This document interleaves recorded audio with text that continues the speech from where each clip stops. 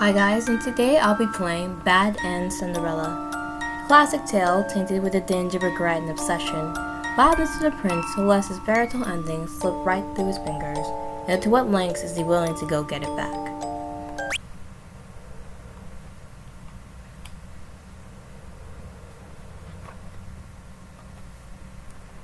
Fairy tales. Everybody loves fairy tales, right? Stories where true love and pure hearts always prevail. They're so ideal in a world where so many things can go horribly wrong. In this life, wicked people go unpunished. The right and just and fair suffer beneath them too. Honest and good to nothing anything about it. Those who do rise above their nature often find themselves in a cruel twist of fate, becoming the villain. It's so sad, isn't it? Wouldn't you just rather read some fluffy and lovely and nice? No, I don't think you would. Because of all the places you could have gone to, seeking your ideal entertainment, you came here. You want to see something sad and unfortunate, right? Well, yes, of course. And then you come to the right place. I happen to have with me a very sad story to tell. It's a story about a man driven to madness, desperately pining after the woman he loves. A woman he loved slipped through his fingers many years ago. He's such a sad man, you know. But as unfortunate as his plight is, his own end is nothing but his own fault. I wonder if you're hoping he dies, or maybe you think you can find a good ending. I don't think you can. Men who chase love for no other reason than to satiate their heart's desire are never truly in love. They're only vacuums, they're only creatures, too sick and too starved to ever survive.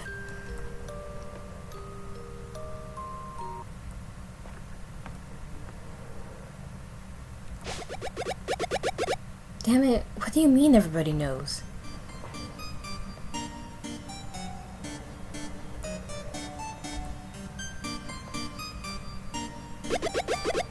My apologies, Your Majesty. I had nothing to do with it, I swear. How many people have you told? Only you. When I heard the private affairs of Your Majesty's divorce floating around, I made immediate haste to let you know. Well, it's not very helpful if it's gotten this far, is it? Get out of my sight, now. Yes, sir. 1,000 apologies, sir.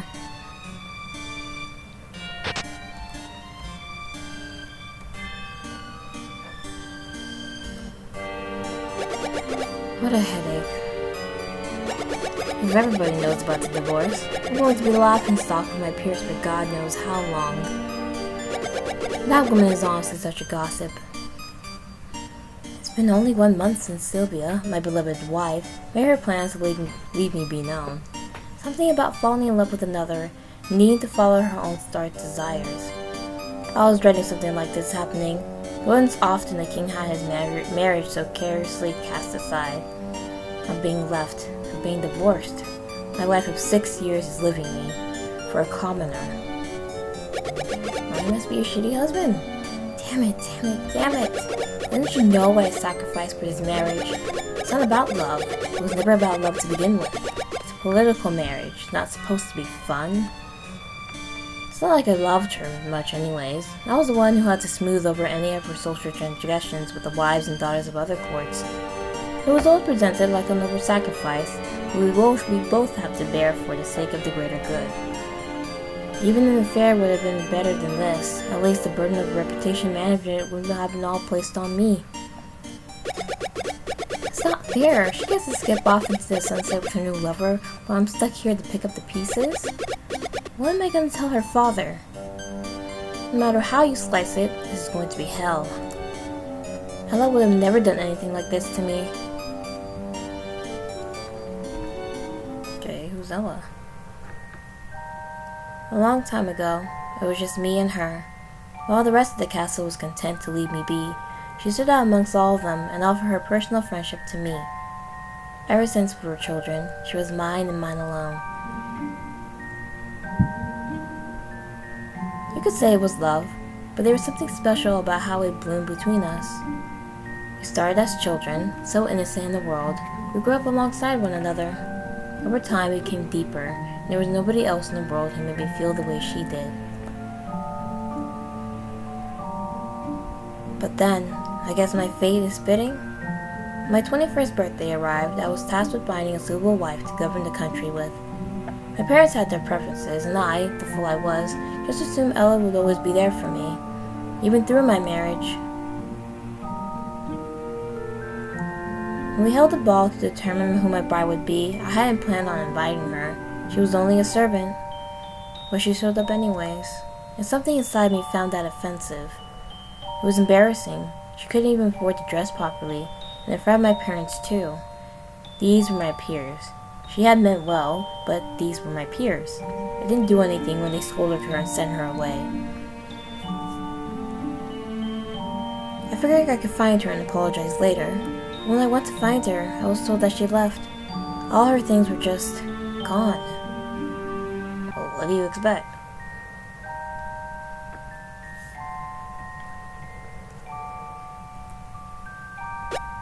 Did anyone blame me though? You gotta do what you gotta do. He's just a shitty person. Surely there was something else we could have worked out. At least, that's what I tell myself. This isn't the first time Ella has crossed my mind. Not by a long shot. Sure, Silva was beautiful and affluent. She was the cream of the crops, a bride to be envied by suitors far and wide.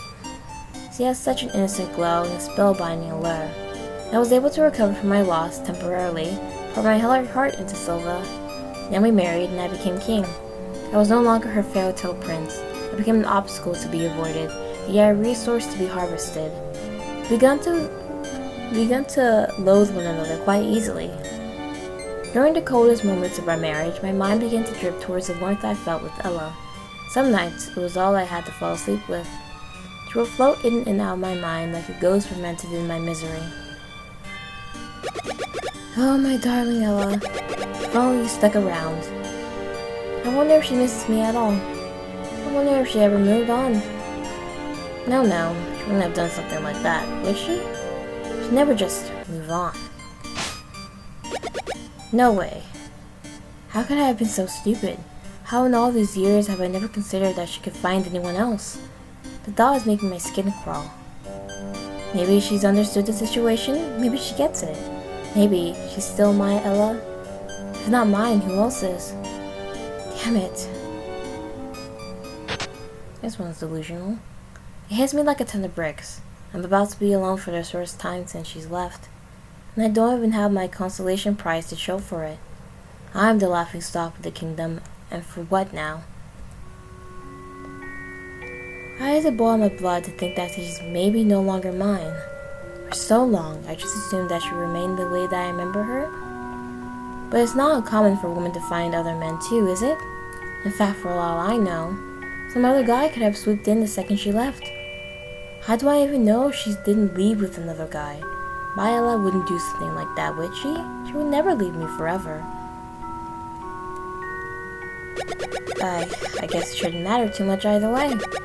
They were just a fling. What she's doing right now shouldn't interest me. It's just a divorce in my head. It's making me irrational. I can't be so hung up over it. I should go to bed. I can't let something like this eat me up so much.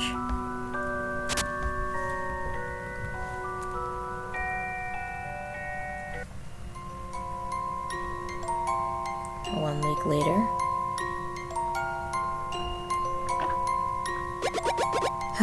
I've done it. Finally done it. The paperwork is all finished. She wanted a divorce, right? That's fine then. Once these are all processed, I'm free to go looking for Ella once and for all. All those gossiping noble bastards can rot for all I care. I give up everything for this damn kingdom, working myself to death, only to have my wife ready to run off with a wandering tradesman. That's fine, can't bring myself to care any longer. If that's how it is, so be it. It won't be much longer until I'm reunited with the love of my own. If Sylvia can just take whoever she pleases as her lover, so can I, right? That's not how it works. This time, I'll choose my Ella. We'll make things the way they should have been all along. I have to admit, holding these papers in my hand now feels different from what I was expecting. At first I thought it would mean the end for me. Who doesn't feel that way when they're getting a divorce right in front of their whole kingdom and country? But now I feel like I'm in the cups of freedom. For so long, did I really put my own happiness aside? Did I really withstand lonely nights, sleeping in an empty bed? Did I accept being shunned and disrespected by this vile wretch? How could I do such a stupid thing? I don't want to live like this anymore, and I won't live like this for much longer. I know what happiness she brought me, and I want that happiness again. I need that happiness again. I just need to feel loved.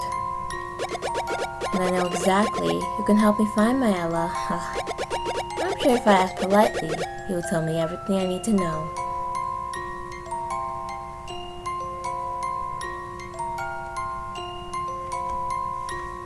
Okay, this is the end of the prologue.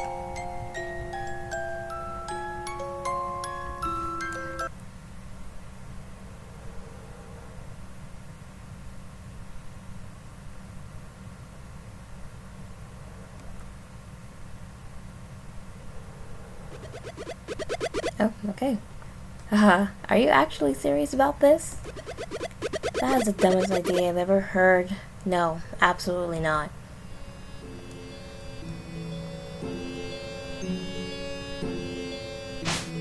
There's this guy. What do you mean you won't do it? I am your king. You work for me. You have to. Check your facts again, Majesty. I'm an oracle, not a wizard for hire. I read prophecies and act as divine conduit. I don't make love potions and I don't stalk exes. It's not stalking.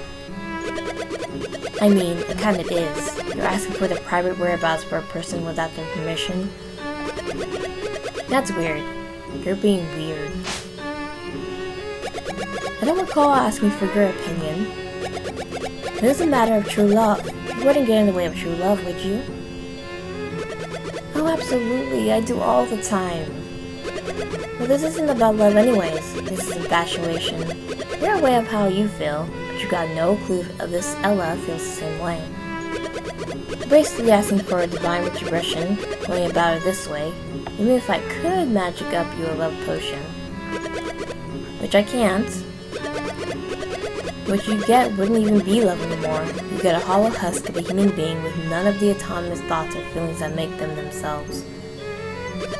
It's just a lousy way to go back about it in general. And it makes anybody who stoops that low kind of pathetic. So there's nothing you can do? No. Fine, then what can you do? If you promise to leave me out of this after, I can consult the stars to see if you're really meant to be as you say. It's not as a promise. There's a good chance you really won't like the answer. Most people don't. But it's the best way to figure it out if you got a chance after all, or if you're wasting both of our time. Really? Yes, that's perfect. Let's do that. How soon can we start? Let's just get this over with now so I can get back to work. I'm not a fan of his attitude, but there's only ever one oracle in the world at any given time. Beggars can't be choosers, and the royal oracle has never been wrong. In times of war, famine, and pestilence, their sacred wisdom has been vital. Of course, with as much as he cost us, Ezra's services are mine to wield for all those reasons and more. The least he can do is act like it. As a divine prophet, Ezra is the closest thing to God that I can actually consult. I don't like the idea of leaving the fate of my love to chance, but I know that the love we did share was real. Yeah, you did. Not now, not in the future. If I could just have one more chance, I know she'd see that too. Once this jerk sees how destined we are for another, he'll have to offer up the full extent of his capabilities to this cause. Right? So this is about love, is it? You're only looking to see if we're meant to be together? No, something more specific. I want to know what I've got to do to be together. Still not how this works. Prophecy is a prediction. It's the end result, not the instructions. That means to tell people how to get everything they ever wanted. I doubt I'll be doing this sort of work right now anyways. I can at most see what will happen if you continue down this path. You just need to decide what it is you plan on pursuing. I'm pursuing my love then, my Ella. Whatever it is I've got to do, I'll do it. So be it. Oh God. What is it? What do you see? I can't do this. I can't be a part of this. It's bad.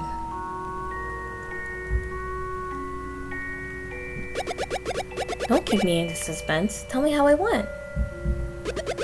Don't do this. Whatever you're planning, whatever it is you got in your mind, just don't. Why though? I don't understand.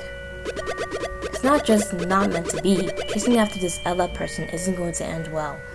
I can't tell for whom yet, and that's the biggest problem. Prophecy is never crystal clear, but usually is legible. For you though, all I can see is unreadable agony. I'm not going to give up just because you can't understand your own prophecies. I know what I want more than you seem to know what you're even doing. Why should I listen to you? I told you, your mom might like what you hear, but this might concern more than you anywho. What if you aren't pursuing the person who gets hurt here? What if you hurt somebody else? Are you still willing to risk the lives of unfulfilling innocents to share and achieve your goals? If you can't read the prophecy, how can you even say what will happen? Your incompetence is not my problem. Maybe bring me a legitimate prophecy and we'll see. Until then, you're useless to me. Damn you. I can't even bring you your prophecy now, but by the time I can, you yourself may not even be alive to be able to heed it. If you can't even care about the harm this could bring to anybody, can you honestly claim to be the person this Ella could ever love? Stars can grant me access to your fate, but I don't need them to give you a prophecy of my own. Abandon your selfish quest for your own satisfaction. Someone like you, so discontent to sit with himself, will never be happy. You will bring misery to anybody you love, and then you will eat them alive. Miserable. That's all he is. He's just a miserable man. Of course, this was a horrible idea. An oracle has no sense of self or singularity. His head is up in the stars, calculated everything people like me live and suffer through, as though there were small parts in a bigger plan. Why did I think he could understand what it's like? If it's not my parents, or my title, or my marriage denying me happiness, it has to be fate. Doesn't anybody care about how I'm suffering in all this? It's not selfish if it's love, right? That's the most ridiculous thing I've ever heard.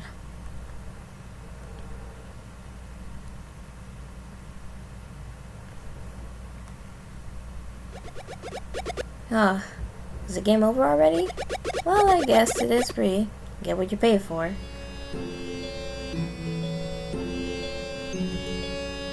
Who's this?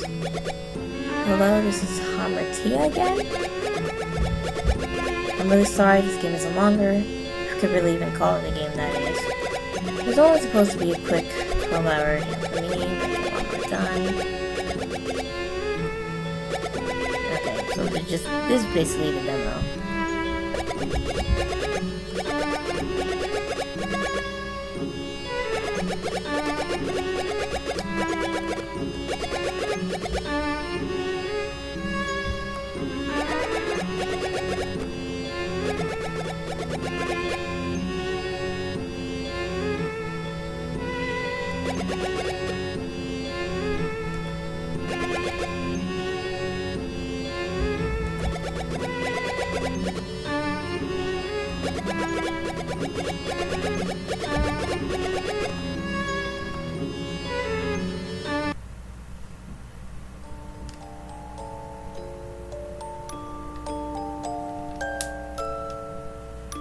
Okay, and that is the end of Cinderella, or the prologue at the very least.